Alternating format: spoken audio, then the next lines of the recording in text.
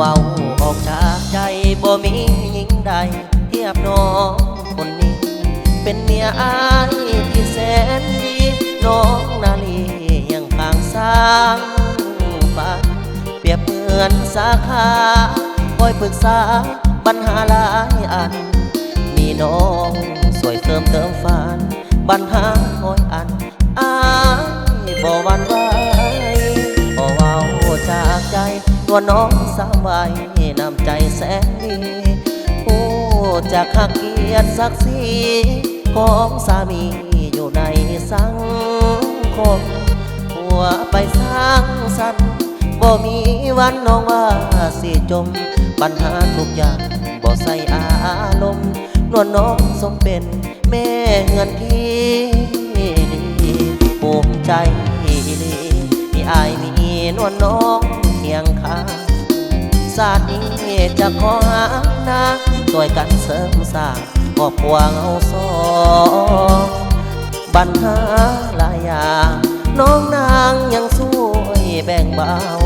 ศาสตร์นี้จะขอหักเจ้ามีสองคนเฮาเป็นคู่เคียงกายอายหักน้องหลายทุกกายอายนี้บ่หวั่นสองเฮาจับมือสร้างฝันด้วยกันสองคนฝันฟ้าขอบใจ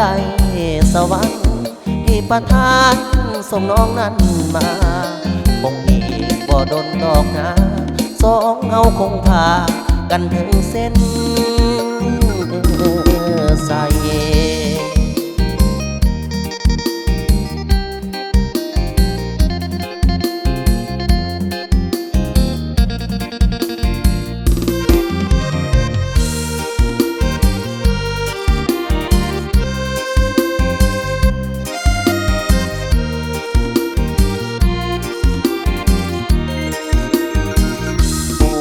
ใจดีที่อายมีนวลน้องเคียงข้างศาสตร์นี้จะขอหานางช่วยกันเสริมสร้างครอบครัวเฮาสองปัญหาหลายอย่างน้องนางยังช่วยแบ่งเบาศาสตร์นี้จะขอหักเจ้ามีสองคนเฮาเป็นคู่เคียงกายอายหักน้องหลายกายอายนี้บ่หวั่นสองเฮาจับมือสร้างฝันด้วยกันสองคนฝันฟ้าขอบใจสวรรค์ที่ประทานส่งน้องนั้นมาคงอีกบ่ดนดอกนะสองเฮาคงพากันถึงเส้นใส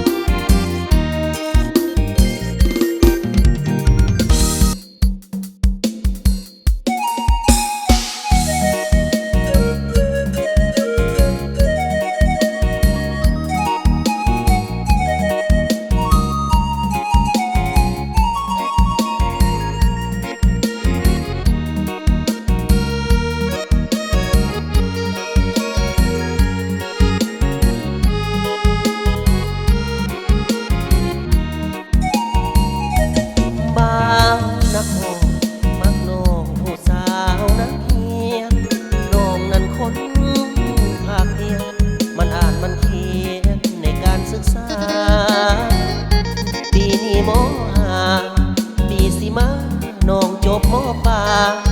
บอกสิแต่งกับอายอย่าลืมนัดหมายเด้อก่อนคำอายคิดอำลำน้ำลายผู้สาวม.5หากแม้นบุญนำพาตกปีหน้าก็คงได้แต่งอายญาติดีญาติแต่มีคู่แข่งญาติคนรวยมาแย่งเอาใจคำแพงนั้นไปเสียก็นอนอายกับน้าทุกวันคิดทอดหน้าเจ้าเป็นไผมาว่าอายบอกว่ามี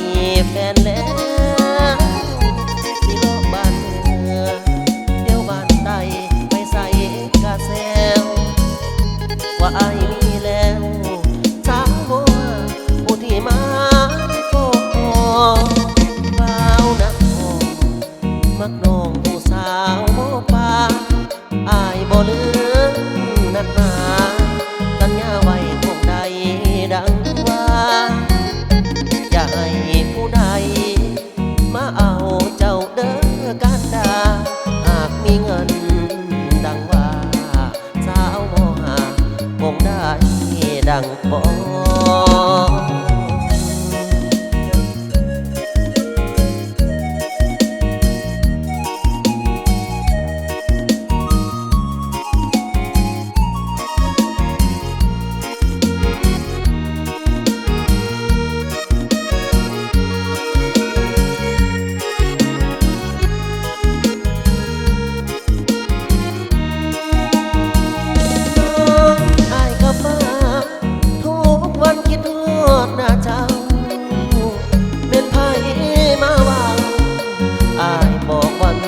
แฟนแล้วสิลองบ้านเหนือเที่ยวบ้านใต้ไปใส่กาแซวว่าไอ้มีแล้วสาวบัวผู้ที่มาขอบ่าวนะเมื่อน้องผู้สาวป่าไอ้บ่ลืมนัดหมายสัญญาไว้คงได้ดังว่าอย่าให้ผู้ใดมาเอาเจ้าเด้อการดาหากมีเงินดังว่าสาวโมหะคงได้ดังพอ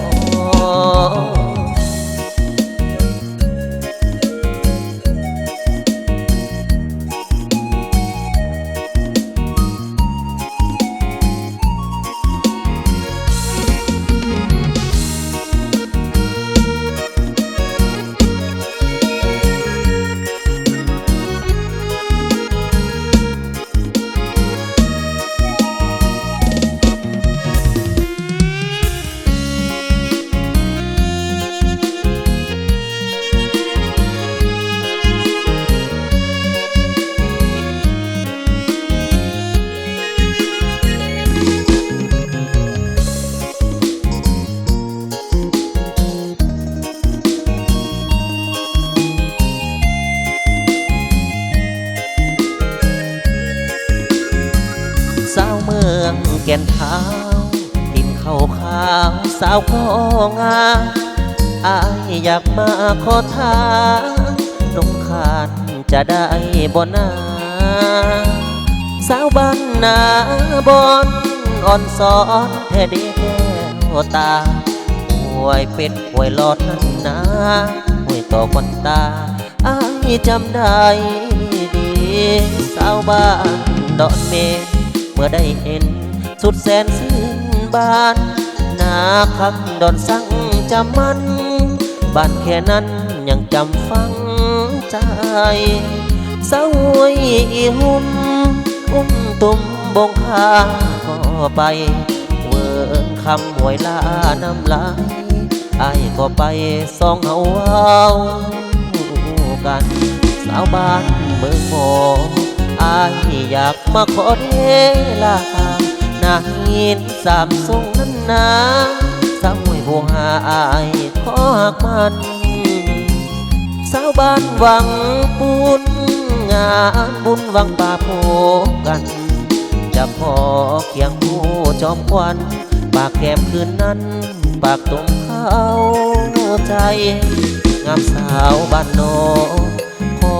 จองปงแดงกุ้งเสียวอายอยากขอแลเลี้ยวหักเดียวสาวโพนป่าปอสาวเงียห้วยคาสัญญาว่าจะไปขอหากมือใดมีเงินคำพออายจะไปขอสาวเมืองแก่นเท้า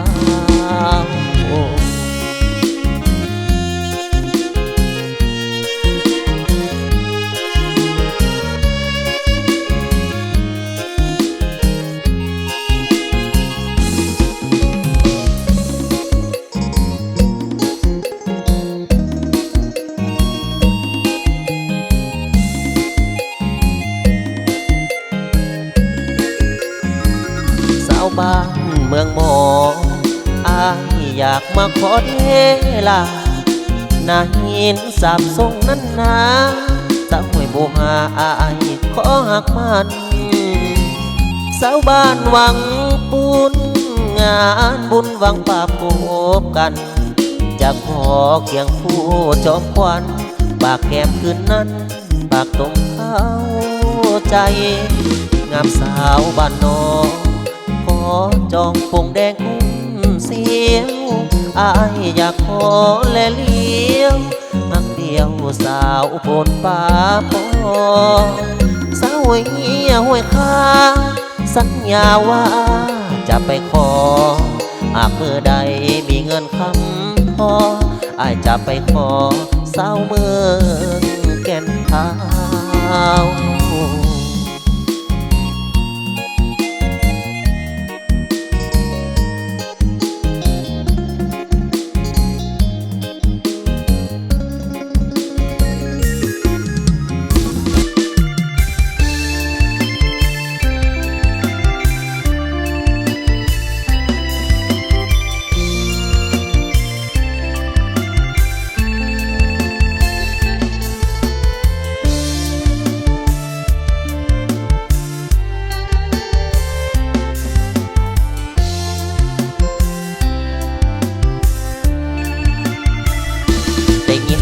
เพลงของ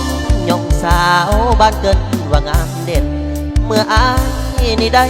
มาเห็นสาวโด่งบ่ธรรมดาเห็นแดนโด่งเป็นบ้านโคของให้ปากนา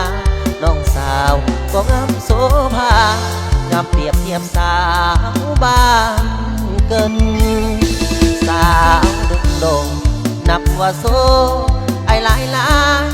บ่สร้างบุญแต่ปางได้ให้มาพบน้องจนได้ถึงชีวิตน้องจะเป็นสาวนาสาวให้แต่อายขอหาสมัครใจเป็นเคยตัวน้องสวยไทย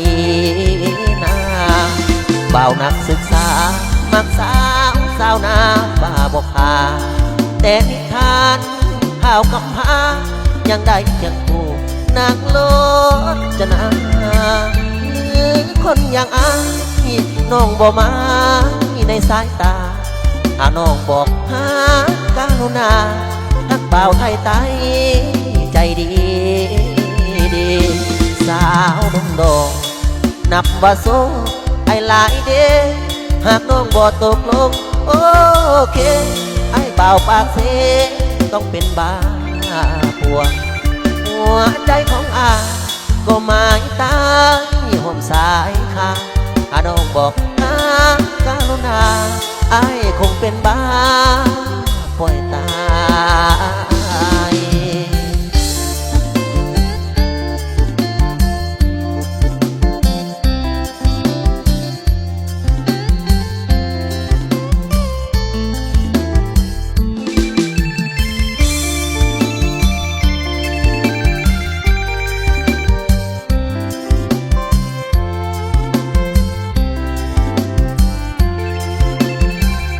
บ่าวนักศึกษามักสาวนาฝ่าบ่พาเดนิทานข่าวกำพายังได้เพียงผู้นางโลบจะนาหรือคนอย่างอายต้องบ่มาในสายตาหาน้องบอกหากาลุณาฮักบ่าวไทยไตใจดีสาวนุ่มโด่งนับว่าโซไอ้หลายเด้หากน้องบ่ตกลงโอเคไอ้บ่าวปากเสต้องเป็นบ้าหัวใจของอายก็หมายตายห่วงสายขาหากน้องบอกหากาลุณาอายคงเป็นบ้าป่วยตาย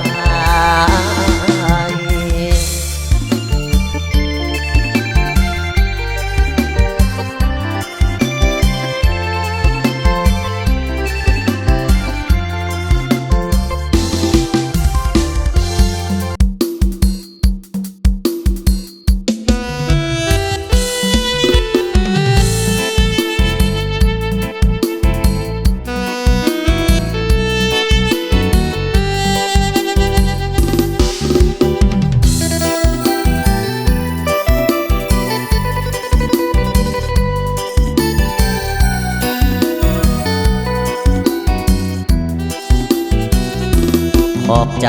พันยาที่เสียสละเอาอา อายุสังขารสองฝ่ายแตกต่างบานฟ้ากับดินเพิ่มในใจนาบอกคิดยานคนโดเมนอยู่ในอ้อมอกไอเก่นไฟพวินหัวเมียแพ้อยู่กินกันมาแก้วตาสำลานเล่นนอนครอบครัวบ่เคยเดือดพอบ่มีอย่างซ้อนแอบแฝงบ่มีปัญหาปัญญาจริงใจหักแท้บ่มีอย่างหายละแวงควันแทงน้องดีเหลือทนหักเมียหลาลืมคิดว่าตัวเองพาหูลืมส่องเบิ่งเงาลืมงมเบิ่งงอนดนตอเป็นเมียที่ดีน้ำใจแสนดียอดทุ่งหรือฟ้าสวรรค์บันดลให้สองคนห่วมเพื่อจริงใจขอบใจน้ำนาที่ให้ความหวังแก่อายขอบใจหลายๆบ่มาลวงโลกสาอายบ่มียังนอกเหนือจากความพอใจที่ยอมสละเอาอายเป็นคู่กายผู้เมียแท้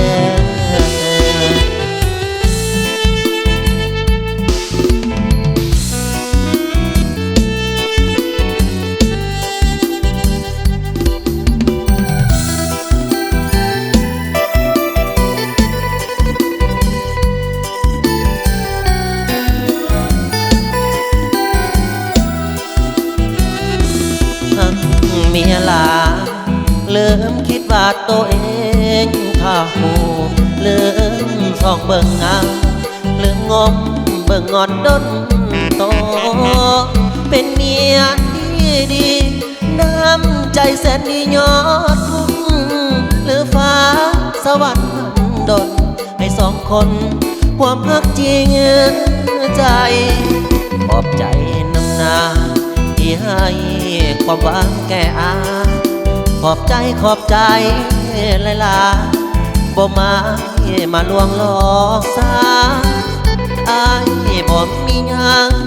นอกเหนือจากคุณพอใจที่ยอมสละเอาอายเป็นผู้กายผัวเมียหา